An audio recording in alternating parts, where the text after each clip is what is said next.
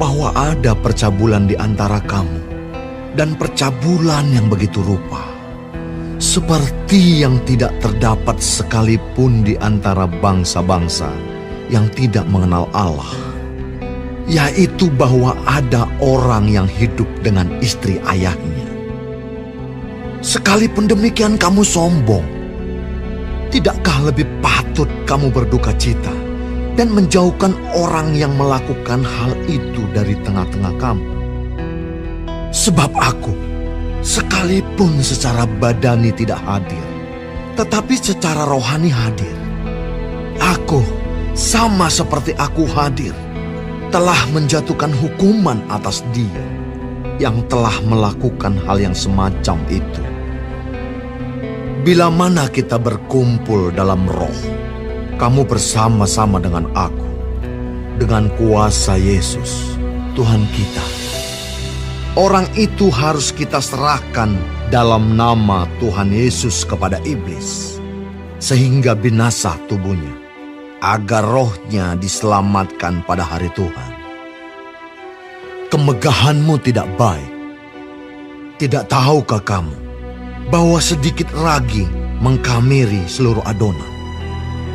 Buanglah ragi yang lama itu, supaya kamu menjadi adonan yang baru. Sebab kamu memang tidak beragi. Sebab anak domba Paskah kita juga telah disembelih, yaitu Kristus. Karena itu, marilah kita berpesta, bukan dengan ragi yang lama, bukan pula dengan ragi keburukan dan kejahatan, tetapi dengan roti yang tidak beragi, yaitu kemurnian dan kebenaran.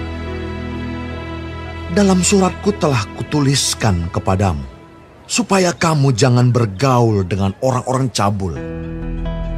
Yang aku maksudkan bukanlah dengan semua orang cabul pada umumnya dari dunia ini, atau dengan semua orang kikir dan penipu, atau dengan semua penyembah berhala. Karena jika demikian, kamu harus meninggalkan dunia ini. Tetapi yang kutuliskan kepada kamu ialah, supaya kamu jangan bergaul dengan orang yang sekalipun menyebut dirinya saudara adalah orang cabul, kikir, penyembah berhala, pemfitnah, pemabuk, atau penipu. Dengan orang yang demikian, janganlah kamu sekali-kali makan bersama-sama. Sebab dengan wewenang apakah aku menghakimi mereka yang berada di luar jemaat? Bukankah kamu hanya menghakimi mereka yang berada di dalam jemaat?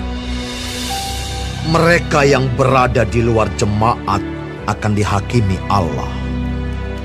Usirlah orang yang melakukan kejahatan dari tengah-tengah kamu.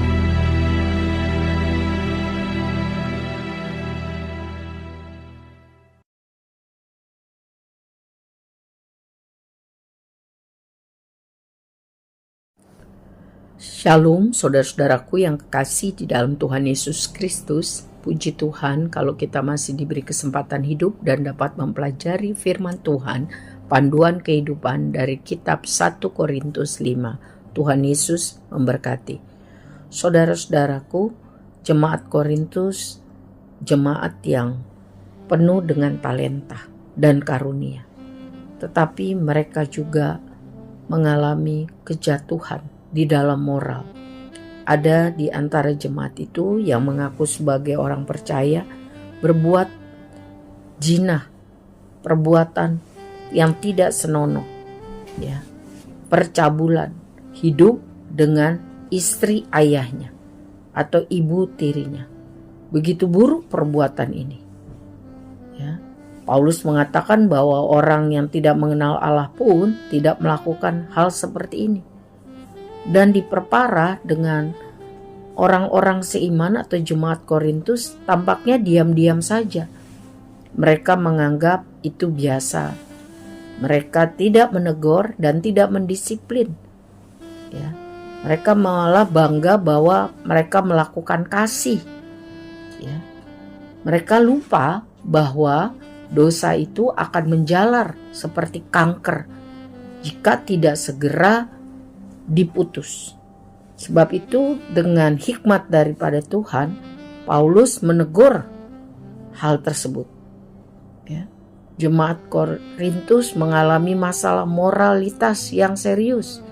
Selain itu juga mereka mengalami masalah perpecahan. Ya. Sangat ironis, mereka kaya secara karunia rohani, tapi cacat dalam segi moral. Percabulan sangat berbahaya.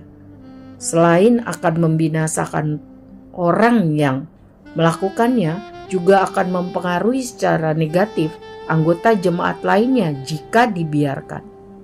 Seperti ragi yang dicampur dalam sebuah adonan akan mempengaruhi adonan itu. Jadi hal tersebut harus segera diputus, harus segera ditegur, harus segera didisiplin.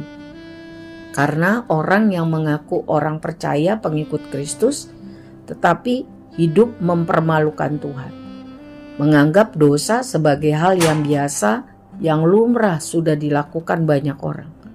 Saudara, pada zaman sekarang ini banyak juga orang-orang dengan berpendapat seperti itu. Ya, menerima dosa. Dosa harus dipatahkan dalam nama Tuhan Yesus. Orang yang berdosa harus dikasihi dan dilayani selama dia mau mengaku dosanya dan mau bertobat. Dan hati-hati dengan apa yang kita baca, kita tonton, dan pergaulan kita. Sebab Tuhan kita kudus dan anak-anaknya harus hidup di dalam kekudusan dan kesucian. Tuhan menolong kita untuk tambah hari, tambah kudus seperti Tuhan. Di dalam nama Tuhan Yesus. Amin.